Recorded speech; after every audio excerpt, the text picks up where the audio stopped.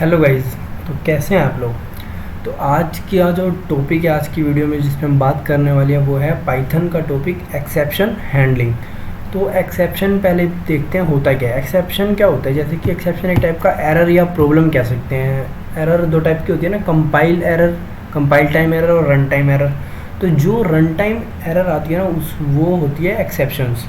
तो जैसे कि आप एक एग्जांपल लो एरर का, लॉजिकल एरर्स, जैसे कि डिवीज़न कर रहे हैं, डिवीज़न बाय ज़ीरो, ये भी एक एक्सेप्शन है। ज़ीरो से किसी भी नंबर को हम ज़ीरो से डिवाइड नहीं कर सकते ना, तो ये कि एरर एक टाइप का एक्सेप्शन होता है कोड में। तो देखते हैं इन प्रॉब्लम्स को हम कैसे हैंडल कर सकते हैं। उसको हैंडल करने को कहते हैं एक्सेप्शन हैंडलिंग। तो पाइथन में भी एक्सेप्शन हैंडलिंग है। तो एक बना लेते हैं फाइल पाइथन एक्सेप्ट.py। अरे पीटी कर दी, ये कुछ का एक्सटेंशन है भाई, कुछ भी बन गया, कोई नहीं। एक्सेप्ट.py। तो जो भी एक्सेप्शन होते हैं उसको हैंडल कैसे करते हैं, उसके लिए ना तीन ब्लॉक्स हैं। तीन ब्लॉक होते हैं। एक तो ट्राई ब्लॉक, दूसरा होता है आपका एक्सेप्ट ब्लॉक, और फिर एक और ब्लॉक है फाइनली। इन तीन ब्लॉक्स की हेल्प से हम अपने जो भी एक्सेप्शन आने के चांसेस हैं आपके कोड में उसको हैंडल करते हैं। तो कैसे हैंडल करते हैं, ट्राई के अंदर जो ट्राई ब्लॉक होता है उसका भी सिंटैक्स देखेंगे हम। ट्राई में वो कोड आता है जिसमें एक्सेप्शन आने के चांसेस हैं। फिर उस एक्सेप्शन को आने के बाद आपको उसे हैंडल कैसे करना है, क्या मैसेज शो करना है कि क्या एक्सेप्शन आई है, क्या चीज़ आया है, उसको इस एक्सेप्ट ब्लॉक के थ्रू प्रिंट कराना है कि क्या एरर आया है, उसको कैच, उस एरर को कैच इस ब्लॉक से करना है।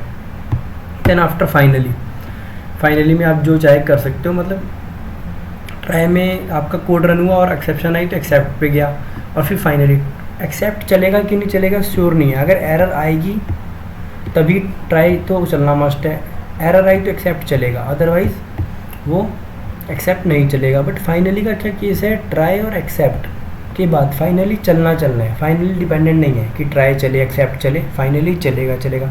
तो कंक्लूजन क्या है, ट्राई चलना मस्ट है और फाइनली भी चलना मस्ट है। बट एक्सेप्ट किस पे डिपेंड करता है, ट्राई पे। अगर एक्सेप्शन आएगी तो एक्सेप्ट चलेगा, अदरवाइज नहीं चलेगा। सिंटैक्स में चलते हैं इसका सिंटैक्स कैसे है देखते हैं। चलो एक बार लिखता हूँ, ट्राई एंड एक्सेप्ट लिखते हैं एक बार। तो ये सिंटैक्स है इसका। ट्राई में समथिंग कुछ लिखा, फिर एक्सेप्ट में एक्सप्रेशन दिया क्या एक्सेप्शन है, फिर आइडेंटिफायर उसके लिए कुछ वेरिएबल ले लिया, और फिर यहाँ पर कोई मैसेज दे दिया। पास स्टेटमेंट पढ़ी है ना हमने। अब इसको कर देते हैं रिमूव। पूरा तीनों का एक बार सिंटैक्स देखते हैं। तीनों का सिंटैक्स देखते हैं। आ नहीं रहा यार ये ऑटो, वैसे कैसे नहीं दे रहा, कोई नहीं। तो अब एक ना क्या करते हैं, एक हम लिखते हैं कोड, एक छोटा सा एग्जांपल लिखते हैं इसको समझने के लिए। डिवीज़न बाय ज़ीरो का प्रोग्राम ही लिख लेते हैं। अगर ज़ीरो से डिवाइड होता है तो एक्सेप्शन आता है ना, तो यूज़र से इनपुट लें या वैसे ले लें। चलो यूज़र से नहीं ले रहे, अभी वैसे ही करते हैं। 4 और बी को अभी मैं सही ले रहा हूँ, बी को 3 ले लेता हूँ। अब मैंने किया ट्राई क्या, C equal to A divide by B. Then print कर दिया मैंने,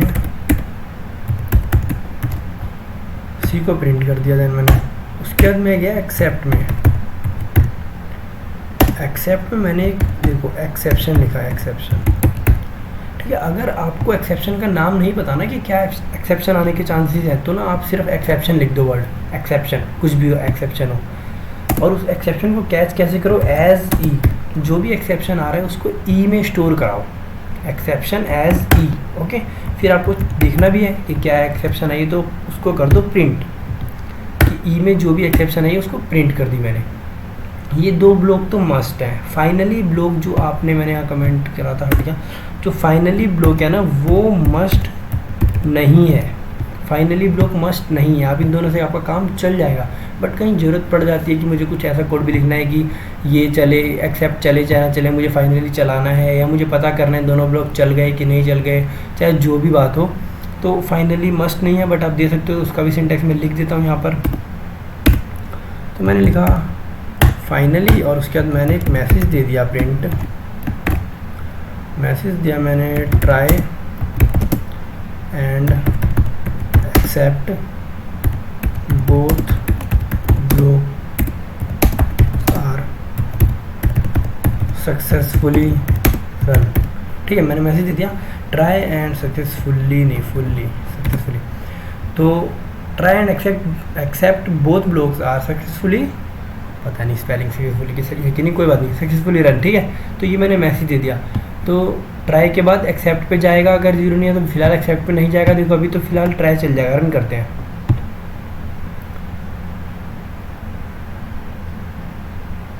तो आपका देखो ये जो है ना ट्राई में गया और इसने डिवाइड करके चल गया, और फिर सीधा एक्सेप्ट में गया नहीं फाइनली में, क्योंकि एक्सेप्शन आई नहीं, और फिर फाइनली चला दिया इसने try and except both are successfully run, क्योंकि कोई एरर नहीं आई। अब हम चेंज करते हैं इस कोड में। अब मैंने यहाँ लिख दिया 0। अब देखो अब यहाँ ये रन करता हूँ मैं। अब देखो क्या हुआ, अब वो ट्राई में गया, ट्राई करा, 0 था तो उसने एक्सेप्ट में गया, और देखो इसने एक्सेप्शन में क्या एक्सेप्शन उठाया और ई में डाला, और ई से फिर उसने प्रिंट करा डिवीज़न बाय 0। एक्सेप्शन क्या है, डिवीज़न बाय 0। तो ऐसे हम एक्सेप्शन देख के बाद में उसे करेक्ट कर सकते हैं। और या तो इसका ना पता है डालने का लॉजिक क्या होता है, अगर आप वैसे छोड़ दोगे ना तो ये कोड आपका जो कोड है ना वो स्टक हो जाएगा उसी प्लेस पे, आगे नहीं बढ़ पाएगा। अगर आप ट्राई में रखते हो जहाँ पर चांसेस हैं एक्सेप्शन आने के, तो आपका आगे का कोड रन होता है। जैसे फाइनली ने ये एग्जांपल दिया है कि वहाँ पर प्रॉब्लम थी, सी के पास यहाँ प्रॉब्लम थी, फिर भी वो ये सब चला के फाइनली आगे का कोड उसने रन करके दिखाया है। ठीक है, तो आई होप आपको ट्राई एंड एक्सेप्ट मतलब एक्सेप्शन हैंडलिंग समझ में आ गई होगी। तो ऐसे आप किसी भी कोड में, किसी भी जो भी आपका मतलब आपके प्रोग्राम का कोई भी पार्ट है, कोड है, उसमें चांसेस लगते हैं एक्सेप्शन आने के, तो आप उसको ट्राई में डालें, यूज़ करें ट्राई एंड एक्सेप्ट ब्लॉक का, बहुत इंपॉर्टेंट है ये। तो गाइस आज के लिए इतना ही। जैसे कि हम ये भी कर सकते हैं, सपोज़ आपको ना किसी फाइल पे आप काम कर रहे हो, आपने कोई फाइल खोल रखी है ओपन कीवर्ड से, ठीक है ना, जैसे कि किसी भी डी में आपने ओपन कर लिया फाइल, ओपन करी फाइल, कौन सी फाइल ओपन करी, सपोज़ आपने फाइल ओपन करी test.txt, ठीक है ना, ये इसमें रहती है, आपने ये फाइल खोल रखी है, डिफ़ॉल्ट ये ना उसमें होती है रीड मोड में, सपोज़ डिफ़ॉल्ट रीड मोड में खुल जाती है। रीड मोड में खोलने के लिए आपके पास फाइल होना मस्ट है, नहीं तो फिर तो इसीलिए क्या करो, इसको आप डाल दो ट्राई ब्लॉक में, क्योंकि सोचो अगर ये फाइल होगी नहीं तो आपका कोड रन नहीं करेगा। ट्राई में रखोगे तो अगर आपकी ये फाइल नहीं मिलेगी तो ये एक्सेप्शन थ्रो करेगा। क्या एक्सेप्शन थ्रो करेगा, फाइल डजेंट फाइंड या कुछ भी, मतलब जो भी एक्सेप्शन देना होगा। आपको नहीं पता क्या एक्सेप्शन आएगी, परेशान क्यों होना है, आप सिंपल एक्सेप्ट लो, ठीक है, एक्सेप्ट करो और फिर लिख दो एक्सेप्शन एज ई, देन प्रिंट कर दो, एक्सेप्शन को प्रिंट कर दो, ठीक है ना।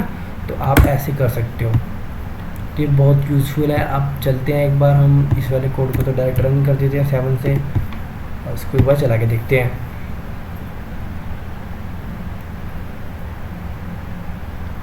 तो देखो यहाँ पर आ चुका है, वो तो ऊपर वाला कोड जो चला था उसको उसने डिवाइड कर दिया, और आगे आया try and except both blocks are successfully run, वो ऊपर वाले कोड का। अब आगे देखो क्या बता रहे हैं, नो सच फाइल और डायरेक्टरी, क्योंकि ऐसी कोई फाइल या डायरेक्टरी है ही नहीं जहाँ हम काम कर रहे हैं, डायरेक्टरी या फाइल कोई है ही नहीं।